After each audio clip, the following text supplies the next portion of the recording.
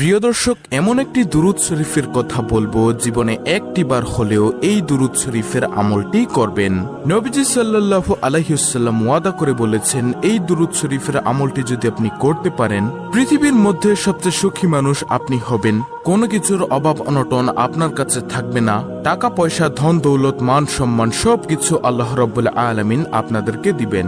যারা অসুস্থ আছেন তাদেরকে আল্লাহ তাআলা সুস্থ করে দিবেন ইনশাআল্লাহ, এটা আমার বিশ্বাস। এবং পৃথিবীর মধ্যে আল্লাহ তাআলা আপনাকে সম্মানিত করে দিবেন। এবং এই পৃথিবী থেকে যখন আপনি চলে যাবেন, তখন কবরের মধ্যে যাওয়ার পর নবীজি সাল্লাল্লাহু আলাইহি ওয়াসাল্লামকে দেখে জিজ্ঞাসা করা হবে, এই ব্যক্তি কে? তখন নবীজি সাল্লাল্লাহু আলাইহি ওয়াসাল্লামকে আপনি কবরের মধ্যে দেখে চিনতে পারবেন ইনশাআল্লাহ। কারণ প্রকৃত মুমিন কখনো নবীজি সাল্লাল্লাহু আলাইহি ওয়াসাল্লামকে চিনতে ভুল করবেন না। আল্লাহু আকবার। দর্শক, কবরটা হবে খুবই ভয়ঙ্কর। নবীজিকে যদি আপনি চিনতে না পারেন, আপনার স্থান হবে জাহান্নাম। আর আপনি যদি নবীজি সাল্লাল্লাহু আলাইহি ওয়াসাল্লামের দুরূদ শরীফের আমলটা যদি করতে পারেন, তাহলে অবশ্যই নবীজিকে কবরের মধ্যে থেকে চিনতে পারবেন এবং বলতে পারবেন, ইনিই হচ্ছে আমার মায়ার নবী, বিশ্ব নবী, আখিরি নবী হযরত মুহাম্মদ সাল্লাল্লাহু আলাইহি ওয়াসাল্লাম। এত পাওয়ারফুল, শ্রেষ্ঠ এই দুরূদ শরীফটি। তাই আমি আপনাদেরকে এই শ্রেষ্ঠ দুরূদ শরীফের আমলটা সম্পর্কে বলে দিব ইনশাআল্লাহ। তাহলে চলুন শুরু করা যাক। দর্শক, কবরের মধ্যে আপনাদের কোনো ভয় থাকবে না এবং যেই হাসরের ময়দানে মানুষ হাহাকার চিৎকার করবে, এই হাসরের ময়দানেও আপনাদের কোনো ভয় থাকবে না এবং হাসরের ময়দানে আল্লাহ রাব্বুল আলামিন আপনার হিসাবটা একেবারে সহজভাবে নিবেন। এই দুরূদ শরীফটা যদি আপনি পাঠ করতে পারেন, দুরূদ শরীফের আমল করতে পারেন। কিন্তু প্রিয় দর্শক, এখানে একটি শর্ত হলো, শুধু দুরূদ শরীফ পাঠ করলেই হবে না, পাশাপাশি আপনাকে নবীজির সুন্নত এবং আল্লাহ তাআলার ফরজ বিধানগুলো পালন করতে হবে। দেখা গেল যে আপনি নামাজ পড়লেন না, রোজা রাখলেন না, হালাল হারাম বিবেচনা করলেন না, শুধু দুরূদ শরীফ পাঠ করলেন, তাহলে কিন্তু হবে না। হাসরের ময়দানে আল্লাহ রাব্বুল আলামিন আপনাকে ডাক দিয়ে ডাকার পর আপনার চেহারার দিকে তাকাবে এবং আমলনামার দিকে তাকাবে। তাকিয়ে আল্লাহ রাব্বুল আলামিন বলবে, যাও বান্দা, আমি তোমাকে ক্ষমা করে দিলাম। সুবহানাল্লাহ। তখন আর কোনো প্রশ্ন করবেন না। এই দুরূদের উসিলায় নবীজি সাল্লাল্লাহু আলাইহি ওয়াসাল্লামের সুপারিশে আপনি বিনা হিসেবে হাসতে হাসতে আল্লাহ তাআলার ওই সুন্দর জান্নাতের মধ্যে প্রবেশ করতে পারবেন ইনশাআল্লাহ, যদি আল্লাহ তাআলা দয়া করেন এবং নবীজি সাল্লাল্লাহু আলাইহি ওয়াসাল্লাম যদি সুপারিশ করেন। তাই আমি আপনাদেরকে অনুরোধ করে বলবো, অবশ্যই দুরূদ শরীফের আমল বেশি বেশি করবেন। যে কোনো দুরূদ শরীফ পড়লেই তো লাভ, কিন্তু এই ভিডিওর দুরূদ শরীফটা পড়লে স্পেশাল লাভ। এই দুরূদ শরীফের মাধ্যমে আল্লাহ তাআলা আপনাকে দুনিয়াতে সুখে রাখবেন, সম্মানিত করে দিবেন।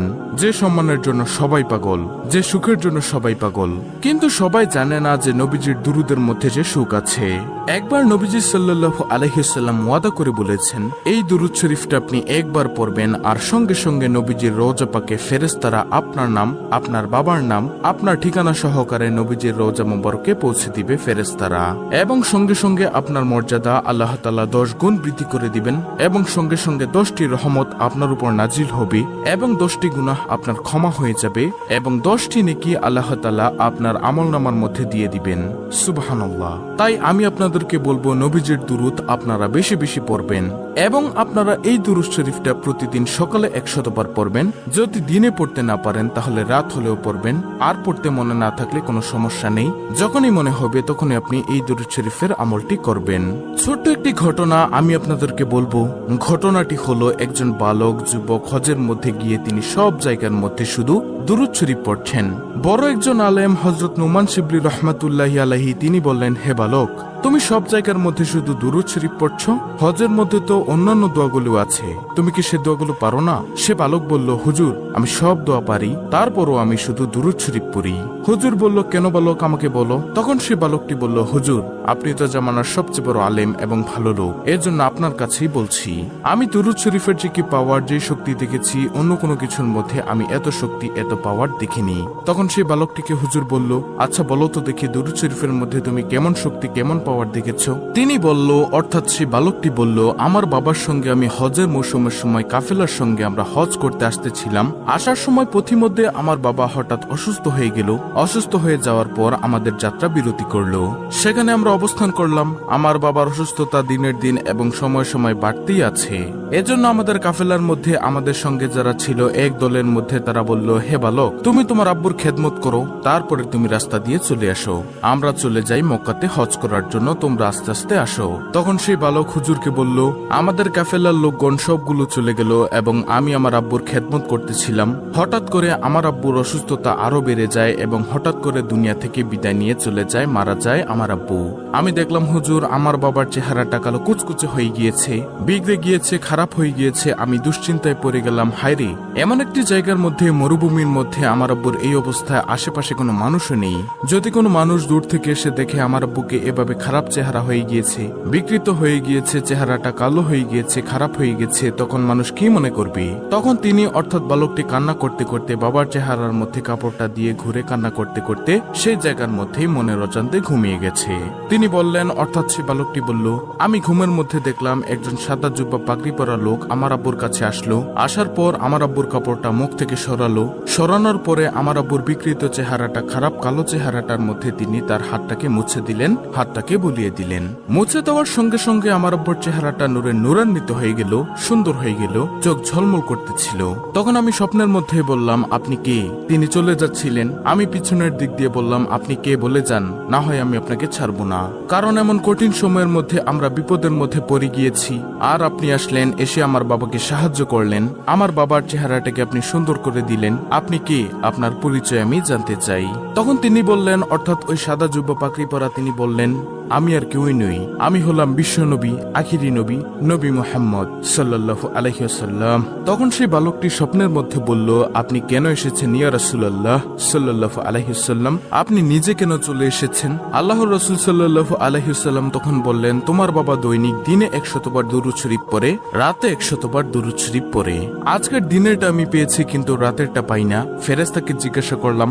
ফেরেশতারা তখন বলল, আপনার সেই আশেক, আপনার ভক্ত যে দুরূদ শরীফ পাঠ করে, আপনার উম্মত, সে তো খুব বিপদের মধ্যে আছে, দুনিয়ার মধ্যে তেমন ভালো আমল করেনি, এজন্য চেহারাটা পাল্টে গিয়েছে, বিগড়ে গিয়েছে, এজন্য রাতের দুরূদটা সে পাঠাতে পারে নাই।